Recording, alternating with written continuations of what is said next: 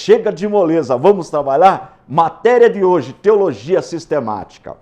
Nós aprendemos na aula passada que Jesus tem duas naturezas. Nosso Senhor e Salvador Jesus Cristo tem duas naturezas. Uma única pessoa com duas naturezas. Olha que coisa importante, que assunto maravilhoso. Duas naturezas. Por que ele tem duas naturezas?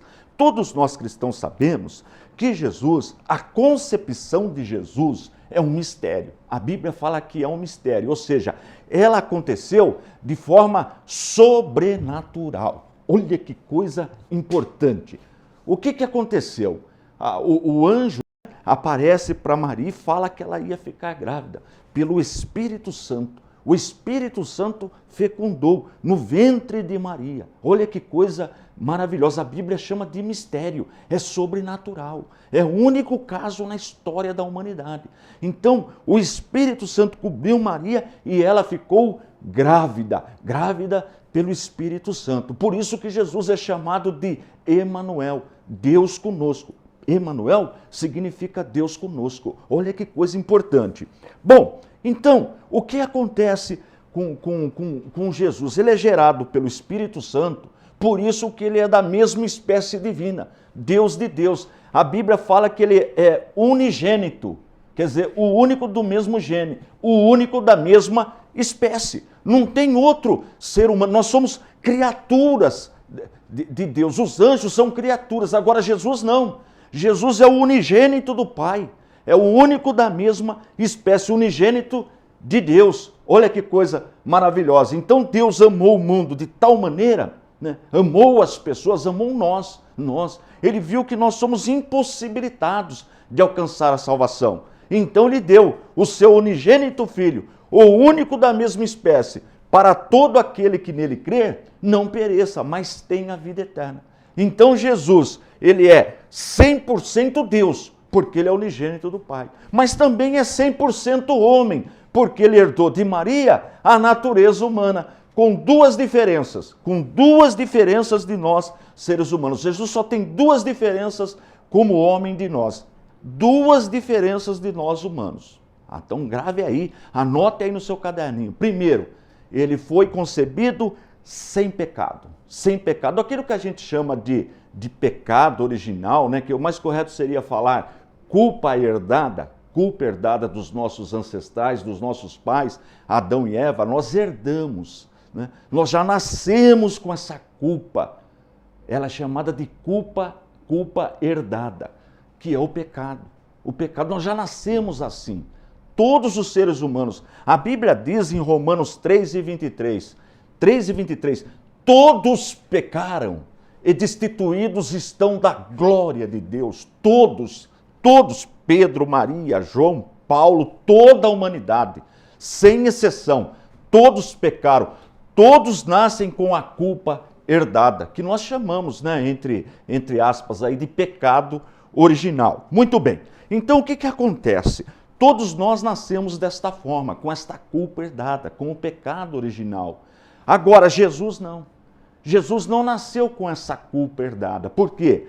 Porque ele é unigênito do Pai, o único da mesma espécie, Deus de Deus, e foi concebido no ventre de Maria de forma sobrenatural, que a Bíblia chama de mistério. Então ele herdou de Maria a natureza, não a culpa, só a natureza humana. Então ele nasceu sem pecado. É o único da espécie humana que nasceu sem pecado. E mais um detalhe, nunca pecou. Nunca pecou. Viveu entre nós, passou por todas as limitações que nós passamos. Passou pelas provações que nós passamos, pelas tentações que nós passamos. A Bíblia diz que ele foi tentado em tudo, mas nunca pecou. Olha que coisa maravilhosa. Por isso ele é o nosso único e suficiente Salvador, Jesus Cristo, nosso Senhor. Olha que maravilha. Agora, nós vamos ver textos, como na aula passada nós vimos textos que falavam da natureza divina de Jesus, que nós provamos na aula passada que ele é Deus. Lembra do versículo da primeira carta de João 5:20? que fala que ele é Deus com todas as letras? Lembra de João 1:1, que fala que ele é Deus com todas as letras? Então agora nós vamos ver que ele também é 100% homem, com todas as letras. João 19:28, que fala que ele teve sede. Olha aí na sua tela o que diz o texto. Depois, vendo Jesus que tudo já estava consumado, disse: tenho sede. Olha aí, ó, tenho sede. Ter sede é uma característica humana. Nós humanos que temos sede. E Jesus teve sede. Então aí, o que? Está mostrando esse texto o quê? A humanidade de Jesus. Ter sede. Está vendo que interessante? Vamos para mais um texto. Hoje nós temos vários textos. Olha o texto que fala aqui, que ele teve fome. Teve fome é uma característica humana. Olha o texto de Mateus 21:18. Olha o que diz. Cedo de manhã, ao voltar para a cidade, teve fome. Olha aí, ó. Jesus teve fome. Então aí é a natureza humana de Jesus. Porque na condição de Messias, como enviado para salvar a humanidade, ele veio como homem. Ele não usava as prerrogativas da divindade. Ele não fez uso das prerrogativas da divindade, dos atributos naturais de Deus. Você sabia disso? Por exemplo, a onipotência, a onisciência, a onipresença, infinitude, imutabilidade, esses atributos, ele não fez uso como homem. Por isso que ele teve fome. Ele se esvaziou. Ele não deixou de ser Deus, mas se esvaziou. Eu até faço uma analogia. A analogia sempre tem uma falha, mas é interessante essa analogia. Imagina um general do exército. Imagina comigo o general do exército. Então ele está lá no quartel, lá trabalhando, aí ele terminou o expediente dele, ele vai para casa. Ele chega em casa, tira a farda, coloca lá no cabide, tira a farda, está à vontade em casa, com a roupa de ficar em casa, sem a farda. Ele não deixou de ser general, mas ele está sem a farda.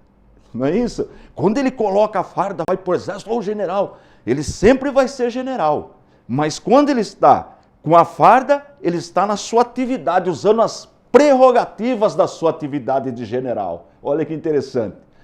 Quando ele tira a farda, está com a família ali, com os filhos, ele continua sendo general, mas não está usando as prerrogativas do seu cargo de general, da sua patente. Então veja bem, Jesus é a mesma coisa. Ele não deixou de ser Deus, mas como homem, ele não usava, não fazia uso das prerrogativas da divindade, dos atributos naturais da divindade. Por isso, ele teve fome. Está vendo? Porque ele estava como homem, porque era o seu papel como Messias. Mas só isso? Não. Olha só, ele teve fadiga. Isto está em João 4:6. Deus não cansa. Deus não cansa. Mas ele teve fadiga, sendo Deus. Por quê? Como homem, ele não estava usando as prerrogativas da divindade. Olha João 4:6 o que diz. Jesus, pois, cansado do caminho, assentou-se junto da fonte. Era isto quase a hora sexta. Está vendo? Jesus, pois, cansado. Deus cansa? Claro que não. Claro que não. Mas Jesus é Deus? É Deus. Então por que ele cansou? Porque ele estava como homem. Não estava fazendo uso das prerrogativas da divindade. Olha que coisa maravilhosa. Então, como homem, nós já vimos que ele teve sede, que ele teve fadiga, que ele cansou. Nós já vimos que ele teve fome. Mas tem mais textos ainda. Olha que coisa maravilhosa. Veja que interessante esse texto que eu vou ler, que é uma característica humana. A senhora que está me assistindo, que tem filhos, o senhor, né? Toda pessoa sabe disso, que precisamos crescer em conhecimento. A senhora que está me assistindo, que não perde um programa, o senhor que está sempre vendo as aulas, você que já pediu o nosso material, que já é nosso aluno, não existe um processo de aprendizado? Esse curso, por exemplo, que eu ministro, ele tem duração de 1 ano básico. 1 ano para você aprender o básico da palavra de Deus, né? Não é assim, chega o material, a pessoa liga lá para a gente, chega os livros em casa, os módulos, a pessoa já sabe tudo. Não, tem que ler, tem que exercitar. O mesmo aconteceu com Jesus. Olha Lucas 2,52. E crescia Jesus em sabedoria diante de Deus e dos homens. Veja, ora, mas ele não é onipotente? Mas ele não é onisciente? Mas ele não é onipresente? Nós não estudamos isso na aula passada? E por que aquele crescia diante de Deus e dos homens? Porque ele não estava usando os atributos naturais da divindade, porque fazia parte do seu papel como Messias, viver como homem. Olha que coisa maravilhosa. A Bíblia fala, Paulo faz uma ponte, Paulo fala, olha, assim como pelo primeiro Adão, primeiro homem, o pecado entra no mundo, assim pelo segundo, chama de segundo Adão, Jesus Cristo, o pecado sai do mundo. Por isso ele é o Cordeiro de Deus que tira o pecado do mundo. Olha que ensino maravilhoso é estudar a pessoa de nosso Senhor e Salvador Jesus Cristo. Mas é só isso? Não. Tem grupo religioso que defende que Jesus só tem uma natureza. Por isso que é chamado de seita. Tem grupo que defende que Jesus é só Deus. Tem grupo que defende, não, Jesus é só humano.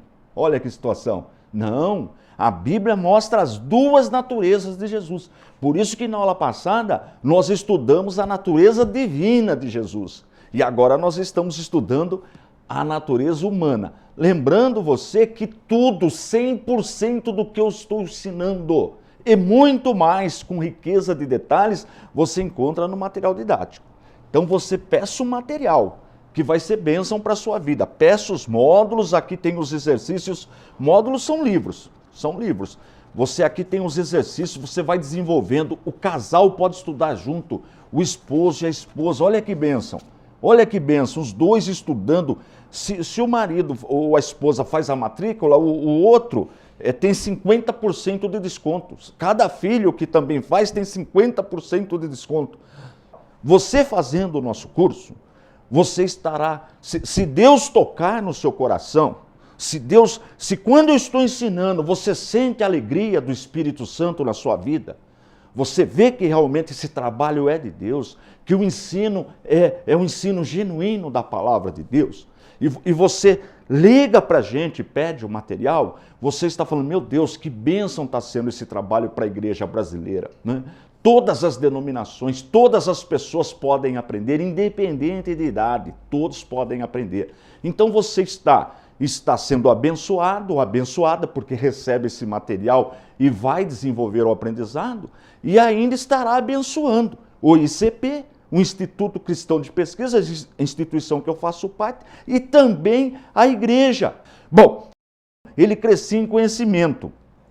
Agora, olha que interessante esse versículo, que Jesus adquiria conhecimento pelas observações. Olha que interessante. Ele observava e adquiria conhecimento. Vamos ver o que diz Marcos 11:13.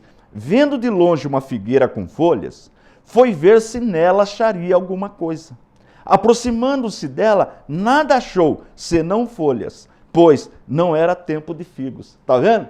Então ele olhou de longe e viu uma figueira. Olha aí, ó. E como homem, ele observava. Ele observou uma figueira de longe. Ele falou, não, vamos chegar até perto, quem sabe ter um fruto. Está vendo? Ele não estava fazendo uso da prerrogativa da divindade. Porque Deus não precisaria nada disso. Mas como homem, ele estava limitado. Então ele foi lá observar. Está vendo que interessante? Mais um texto que mora a natureza de Jesus como homem. Ele também era limitado em seus conhecimentos sobre o futuro. Nós não somos assim? Jesus era assim também. Olha Mateus 24:36. Mas daquele dia e hora ninguém sabe, nem os anjos dos céus, mais unicamente meu Pai. Está vendo? Mais unicamente meu Pai. Mas depois ele vai falar assim, depois que ele cumpre o seu papel de Messias, depois da sua morte e ressurreição, ele fala, todo poder é me dado. É como ele dissesse assim, todo poder me é devolvido nos céus e na terra. Olha que coisa maravilhosa. Mas na condição de Messias, ele estava limitado. Por isso que ele disse que não sabia. Tá certo? Vamos mais um texto? Mais um texto para fechar hoje? Limitações morais. Limitações morais. Hebreus 4:15. Olha o que diz o texto. Porque não temos um sumo sacerdote que não possa compadecer-se das nossas fraquezas, porém um que, como nós, em tudo foi tentado, mas sem pecado. Que coisa tremenda! Olha o que o texto fala. Como nós não somos tentados? Não somos? No nosso dia a dia nós não somos tentados? Um dia o aluno tinha uma dúvida, mas pastor Antônio, Jesus foi tentado em todos os setores da vida? Eu falei, leia aqui o que diz a Bíblia em Hebreus 4:15. Em tudo foi tentado. Tudo é tudo, em tudo, mas não pecou. Olha que coisa maravilhosa. Então, nasceu sem pecado, herdou de Maria só a natureza humana, não a culpa, sem pecado. Olha que coisa maravilhosa. Está vendo por quê? Porque Paulo escreve para Timóteo, na primeira carta que Paulo escreve para o jovem pastor Timóteo, no capítulo 2 e no versículo 15. Eu vou até pegar, é bom pegar aqui na Bíblia para mostrar para você. Olha a primeira carta que Paulo escreve para Timóteo, no capítulo 2 e verso 5. Olha aqui, agora você vai entender esse texto. A senhora que me assiste, o senhor, de repente, o senhor tinha como mediador outras pessoas, não é? Porque eu vejo que tem gente que quer ter como mediador outras pessoas que já deixaram este mundo. Mas olha o que a Bíblia fala. A Bíblia é clara, olha só. Primeira carta que Paulo escreveu para Timóteo, Timóteo era pastor, um jovem pastor, capítulo 2 e verso 5. Porque há um só Deus, é um só mediador entre Deus e os homens, Jesus Cristo, homem. Olha que coisa maravilhosa. Por isso que ele é nosso mediador. Por que Jesus é o único mediador? Porque ele é 100% homem. Passou por todas as privações que nós passamos.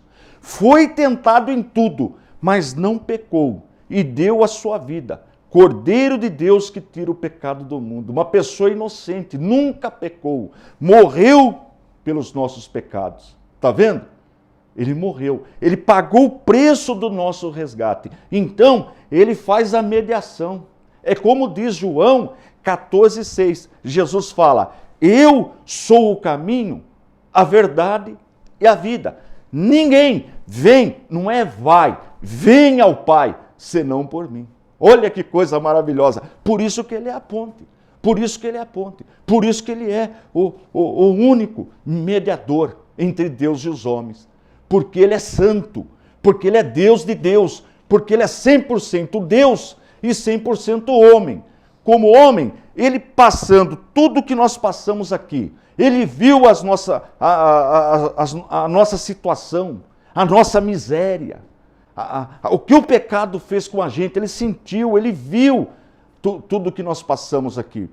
Então, ele intercede, ele é nosso advogado, ele é que fala, intercede por nós, faz a mediação. Olha que coisa maravilhosa. Por isso que nós somos salvos. O que a Bíblia exige? O que a Bíblia fala para que uma pessoa seja salva? Tenha o direito da vida eterna. Duas coisas, dois princípios. Olha, só isso para ser salvo. A salvação é de graça, só isso. Olha, primeiro, reconhecer que é pecador. Reconhecer que tem a culpa herdada e que peca. É isso aí, e que peca. Segunda coisa, reconhecer que Jesus Cristo, Deus vivo, Deus de Deus, 100% Deus e 100% homem, é o nosso mediador, é o nosso salvador. Reconhecer que ele pagou o preço pelos nossos pecados na cruz do Calvário. Então, quando o Espírito Santo fala com a pessoa, porque quem nos convence do pecado é o Espírito Santo. O homem natural não entende o que eu estou ensinando aqui. O homem natural vive nas trevas. A Bíblia diz em João 5,19, o mundo jaz no maligno. O mundo está no domínio do maligno. Está nas trevas. Agora o Espírito Santo, quando toca no nosso coração, fala com a gente, quando a senhora que me assiste, o senhor, Quando nós somos impactados pela palavra de Deus, porque a palavra de Deus tem poder. Você sabia? Eu não tenho poder nenhum, mas essa palavra que eu estou ensinando aqui tem poder. Tem poder. Então pessoas estão me vendo pela televisão agora, estão sendo impactadas pela palavra de Deus, impactadas pelo poder de Deus, porque a palavra tem poder. E essa é a salvação. Então você ouve essa palavra poderosa, o Espírito Santo fala com você, você percebe que é pecador, aceita Jesus Cristo como único e suficiente Salvador, você é salvo. Olha que coisa maravilhosa. É bênção ou não é essa doutrina? Na próxima aula, nós vamos aprofundar essa questão cristológica, o estudo da cristologia, o estudo de Cristo, do ungido, de Jesus Cristo, tá bom? Na próxima aula. Está gostando da aula? Está aprendendo a palavra de Deus? Então, dá um like aí, compartilhe com o pessoal na rede, no Facebook, acesse o nosso site, é importante acessar o nosso site. Vou pedir para pôr na tela, é o www.icp.com.br www.icp.com.br. Lá você encontra essa Bíblia, a Bíblia Apologética de Estudo, você encontra também os nossos módulos, os módulos para você, porque você está fazendo o curso, está pegando as aulas aí na internet, mas e o seu diploma? Como você vai receber o seu diploma? Como você vai provar que você estudou? Então precisa ligar para a gente, precisa acessar o nosso site, peça o material, lá tem tudo detalhado, eu tenho certeza que vai ser bênção para a sua vida, tá bom? Entre em contato conosco, que eu não tenho dúvida disso, que o seu ministério será abençoado, a sua família será abençoada, os seus amigos serão abençoados, porque o nosso Senhor Jesus ensinou que a boca fala daquilo que o coração está cheio, tá bom? Então, acesse o nosso site e você vai encontrar tudo lá para ser abençoado. É o www.icp.com.br. Estou indo embora, forte abraço e fiquem todos na paz de nosso Senhor e Salvador Jesus Cristo.